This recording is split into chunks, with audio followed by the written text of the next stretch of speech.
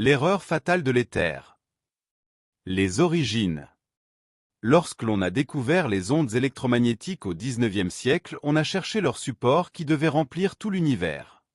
À l'époque, on croyait les étoiles fixes, on a donc placé ce support dans leur référentiel dont fait partie le Soleil. L'idée semblait bonne, mais on a commis une erreur fatale, son immobilité imposée par l'ensemble des étoiles. On a cherché à mettre en évidence le mouvement de la Terre à 30 km par seconde autour du Soleil par rapport à cet éther présumé immobile. Aucun mouvement n'a été détecté. Plusieurs physiciens, dont Lorentz, ont imaginé une contraction dans le sens du mouvement des longueurs des objets en mouvement, et donc du bras de l'interféromètre de Michelson et Morley. Einstein s'est posé la même question, mais a estimé comme Galilée qu'un objet en mouvement relatif ne pouvait pas se contracter. Il a donc rejeté l'éther.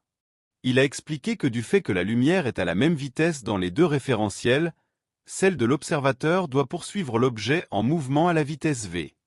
Et les positions mesurées à des instants différents sont de ce fait désynchronisées. Nous irons droit au but. La réalité est que rien ne peut être immobile dans un champ gravitationnel. En plaçant l'éther dans le référentiel du Soleil, l'éther ne pouvait que tomber en chute libre. Einstein en 1907 a fait de la chute libre un mouvement relatif.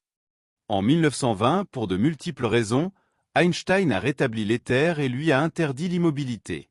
Pour que la vitesse de la lumière soit la même dans tous les référentiels, il faudrait que l'éther accompagne tous les référentiels simultanément. Et c'était à l'évidence impossible.